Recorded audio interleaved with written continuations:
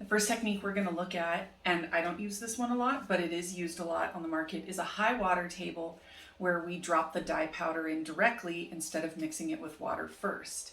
So you're going to need hot pink from Chem, safety orange, fluorescent lemon, spearmint breeze, bright aqua, purple pop, just like we used in the previous one, as well as one of these, which is a 1,000-liter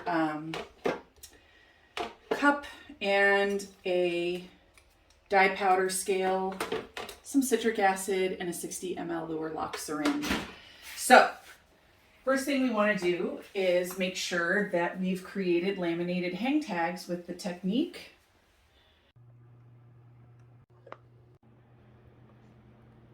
This helps you keep all of your samples if you're creating a sample book like I am straight. So we're going to do about a teaspoon of synthropol. I like low foam.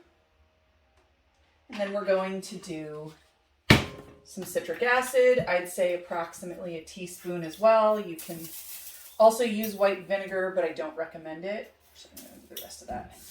Warm water. Now, in this case, we want a solid 1/2 inch to 1 inch of water above the yarn. You need to do a minimum of 2 skeins. 3 will fill the pan nicely. More than 3, you'll have too much overlapping skein and white spot. We're going to use 2 today. And we're going to lay them in, let them soak, then bring them up to heat, because with this technique we want the dye to strike pretty much as soon as it touches the wool. So we don't want to do this technique cold, because by the time it gets up to heat, all of the speckle yarn, it'll be totally overdone and mixed together. So let's see if this is high enough. I don't think it is. I would say this is a 4-inch deep pan, so you wanted about 2 inches of water for 2 skeins.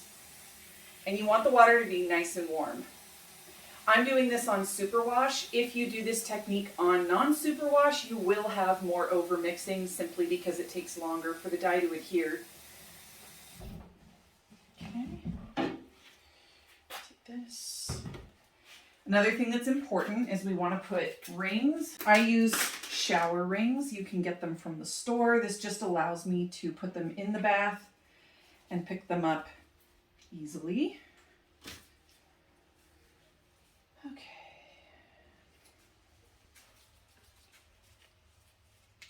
Okay.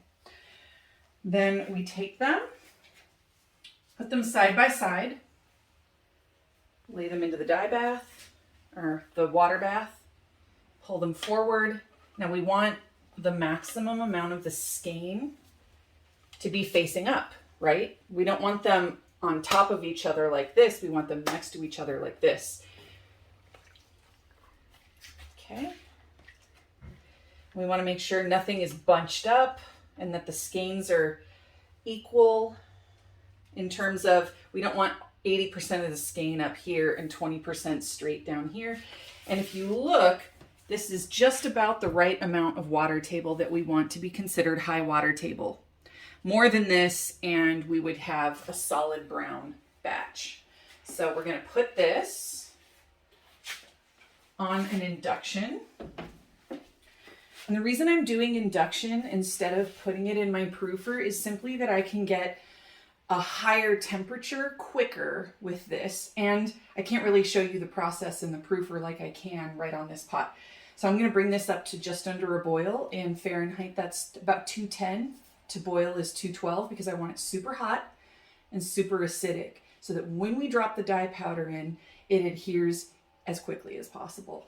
So we'll come back when that happens. Okay, so the dye bath is up to temperature, and I want to talk a little bit about different speckle densities. Not every dye is milled the same. Some have the texture of cornstarch. They're very, very, very cakey and finely milled. Some of them are gritty, grainy, almost like salt. They're so granular, which means they all have different speckle properties. And we'll be looking at that in another video, but I just wanted to give you a heads up that the dye powder is very different, and you can even see it from here to here. So we're going to take our hot pink, and in this technique we're going to do all the colors over the top. The following technique, we're going to do them in order so you can see the difference between random speckle placement and non-random. Now this technically isn't speckling, the water table is far too high. The point of this is for the dye to bloom instead of and give us basically like a marbled appearance. So you should have a respirator on for this. I do not, because you wouldn't be able to hear me. And we're going to take a pinch, okay? And we're going to go back and forth, just lightly dropping the dye. Now, I'm going to take this, put it back on. You need to take a dry paper towel or one of these and really get all that dye residue off. Otherwise, you could end up fouling up your dye powder and cross-transferring and contaminating. So we're going to take the next color. And I'm going to try and go where it already isn't. Right? So I'm not going directly over the top of it. I'm just trying to find those little white patches. Go like this. Okay. Same thing. I'm going to do this with the yellow.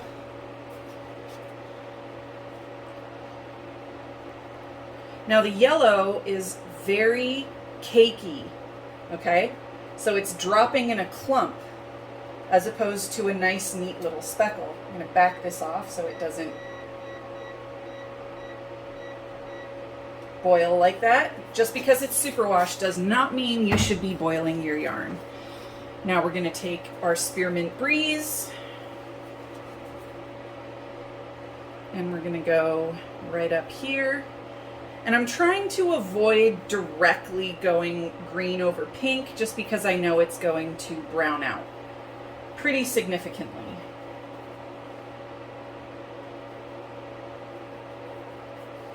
Okay, now we're going to take our blue, Bright Aqua from Dharma. And the blue does beautiful things over the top of the pink. It gives you this lovely purple. And it also goes over the top of the yellow and gives you a bright grassy green. So that's what I'm thinking of when I'm doing this. Okay, we're going to back that down even more. We do not want to boil our yarn. Do not want to do it. All right, and then we've got one more with the purple. This color is very potent, so I drop even less because it will overtake.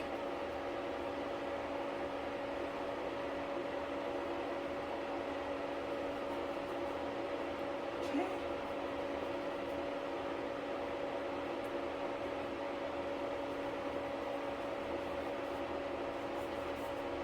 What I'm really looking for when I'm doing this is making sure that I'm getting equal color representation, so that no one color is pulling any more than the other color, and that is just going to take time.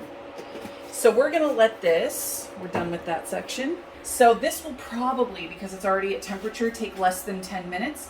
And then what I'm going to do is I'm going to flip it, because we have the back side that we need to do. So we'll come back when that's ready. Okay, so now that the dye has absorbed, while it's still hot, I'm going to take a paper towel. I'm just going to go around the edges for any dye powder that might be stuck to the side, because as you can see, that will dribble in as the steam gets up and sometimes do ugly things. Now these are heat protectant gloves. They have some kind of velvet on the inside. I can't submerge my hands for long periods of time in boiling water, but I can pick these skeins up and flip them without having to wait for this to cool and then bring it back up to heat. I like to do it all hot as opposed to waiting in between. There we go. Flip, backside. Now, as you can see, the backside, we have big white patches, and we don't want that. So we're sort of fluffing the skeins back out, and I noticed that the yellow, being the weakest color, a tiny bit of any other color with yellow will significantly push it in that direction. So yellow, in my opinion, is a weak color because it can be so easily influenced as opposed to red, blue, green, etc. So we're going to take this and put it back on. And since the yellow disappeared, I'm going to go a little heavier with the yellow first and lighter with the other colors so that the skein is balanced. You will want to address that. However your eye sees it. This is sort of like teaching someone to watercolor, but I can't speckle with these gloves. They're too thick. So I use these thinner nitrile gloves because I can feel it between my hands. So the first color I'm going to go in with, like I said, was the yellow. And I'm going to keep these yellow patches. I'm not going to put any other dye next to it so it doesn't get so easily influenced. Now we're just going to do the same thing we did before, which is wipe our hands, grab another color, and now I'm just looking for little spots that I think each color would look good on. Okay.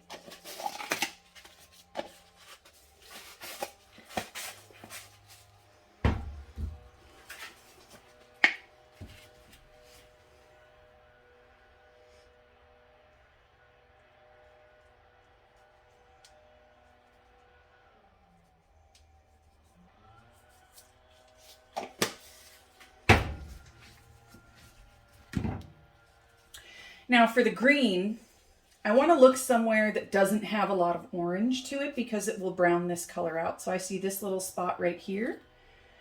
I'm going to put some green right there. And then I see a really nice spot right here. And then I see a nice spot right over there. And probably right along the side.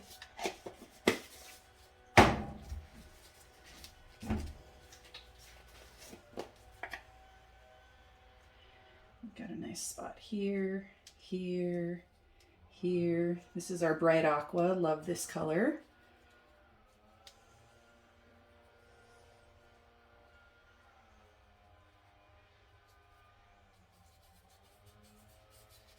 Okay. And we saved some room for our purple pop. This color is significantly more saturated than any of the other ones, so I have to put a small amount so that it does not overtake, and I'm careful about where I'm putting it.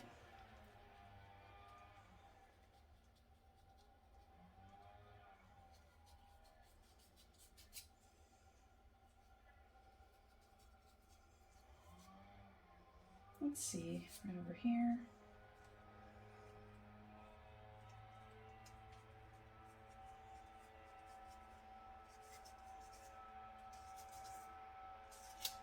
There we go. Now, because it's already at temperature, I'm going to put the induction burner on at 200, and I'm going to run this for another 10 minutes and then check in to see how the absorption is going.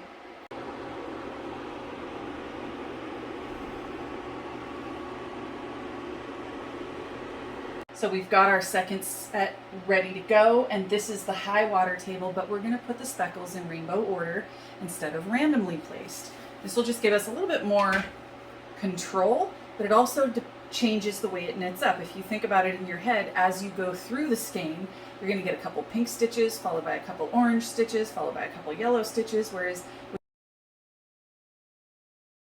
with the other style, you're going to have pink, orange, yellow, green, blue, and purple all within a very, very small range. So we're going to take this, we're going to go across the top.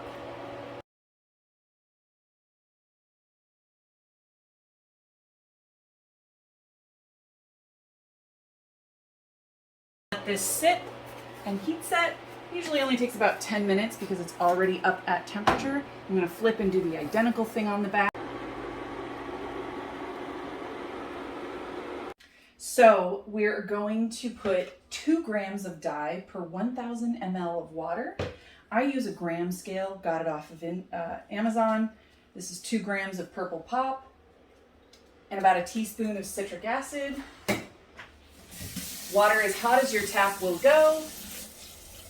And I like to swirl it. It just helps it dissolve. Some colors don't dissolve as well as others. This one happens to dissolve well. And this will give us approximately a 2% degree of strength for hand painting. And there it is. We're going to fill the rest of these up and come back. So I made an executive decision. Typically I would do this in one of these, but the size of the tray is smaller than the yarn. So if we really want to show the difference between a soft stripe and a hard stripe,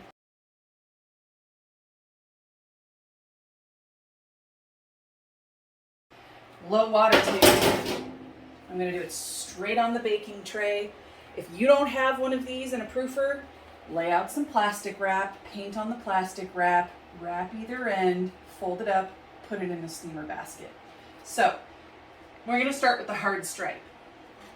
What's a hard stripe? A hard stripe is when I just simply go from color to color with no blending. And there's lots of great applications for the hard stripe, like weaving when you want something to look like a tartan, or if you're doing planned pooling, so you want each color to have its own distinct band in the finished knit or crochet, if you know you're going to be doing shell stitch and you want each shell. So we're going to do this, the yarn's barely damp, we're just going to go from color to color and pack it in. Now, as we know, this right here, this, hold on, my glove broke, safety check. Now we're back.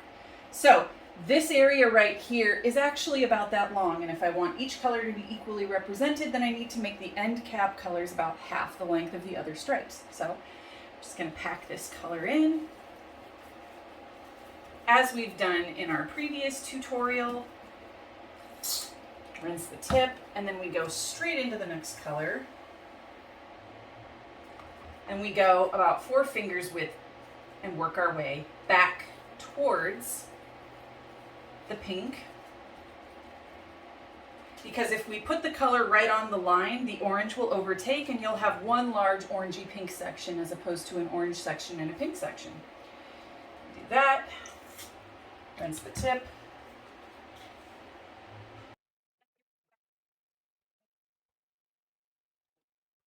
Now, we're doing a palindrome application. Palindrome is just any word like mom or wow that is spelled the same way forwards and backwards. Well, you can do palindrome color application too, meaning the purple is going to be in the center and then it's going to go back towards pink. And we'll look at what that does to the finished knit and crochet when we're done with this. But this is a tighter color. There we go.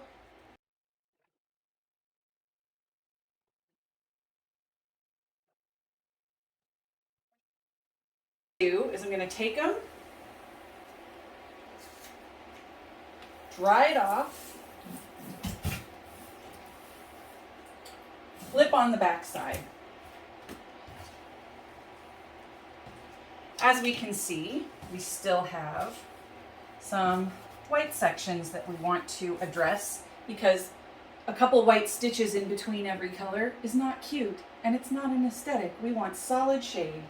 So I lay this out and I simply go back in.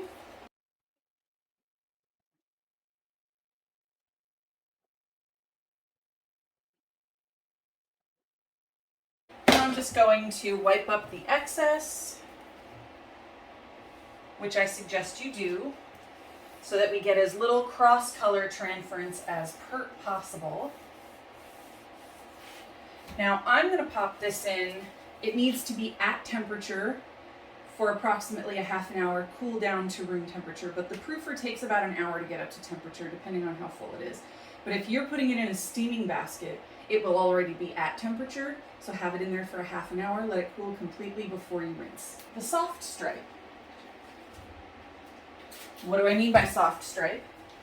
I mean that instead of going from the pink to the orange to the yellow, etc., I'm going to do pink, and then pink with a little orange, then mostly orange, then just orange, then yellow, then orange and green, etc., so that the colors are a softer transition, more of an ombre, less of a hard stripe. So, but we're still going to be doing our palindrome dye application. So we're going to do it in the opposite way this time, just so you can see it both ways and determine which works best for you.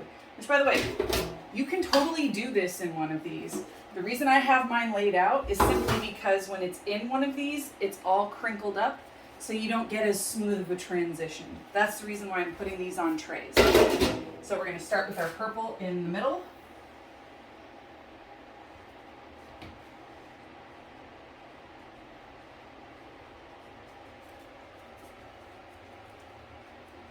Okay, now what I'm going to do is I'm going to do about 10 mLs of purple and 50 mLs of bright aqua.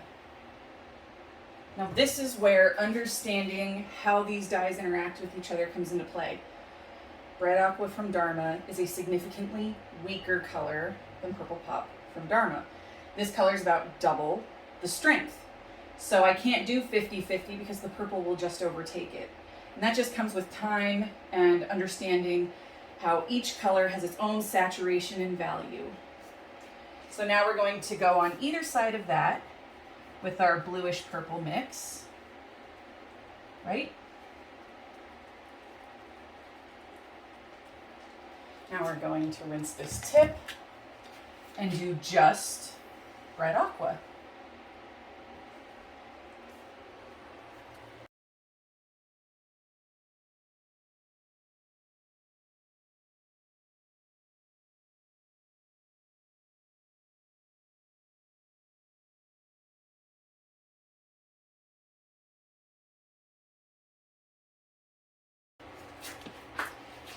As we did with the previous one, we're going to flip this and heat set it, and we'll come back when that's done. First, we're going to start with the random rainbow speckle over a high water table. And as you can see, we did get quite a few speckles, but the pink and the orange bled into the background because of how high the water table was and gave us a very blendy, very overmixed yarn. But you do have some great little pops of color and continuous color change through all of the stitches. Let's compare that with the identical water table and identical dyes, but the dye was just put in the rainbow order. So we have our pink section followed by our orange, our yellow, our green, and our blue. So let's just look at these swatches side by side. One, you can see that each of our granny square stitches is a single color, whereas here there's just pops of color all throughout. And then if you look at our knit swatch, it's kind of busy in a way that it isn't in the crochet swatch. But in the knit swatch, you've got a lot of these little pops of color that aren't very cohesive because they were put in random order. Whereas over here, you have far more cohesion where it goes from the pink, orange, yellow, green, blue, purple, and then back again. And I think it makes a really interesting effect in our granny square because each granny square is one color. So we have our palindrome dye application with a hard stripe, meaning we just laid in the pink, the orange, the yellow with no blending at the edges. And again, almost all of these granny square bits are one color or one color going into the second color. This would definitely be a very, very highly variegated yarn. And then we look at our more blended section, and you can see the green and blue really overtook compared to here where you've got each color is very individual. Here, it seems like the blending from this blue through to this greenish yellow overrepresented in the top and bottom part of the skein. But you get these really interesting effects where you have some pink, some orange, some yellow, and some green all in the same double crochet. So that's 3 double crochets in a row, as opposed to over here where we have each one is about 3 double crochets long of a color. So that is the difference between blending and laying in a hard stripe.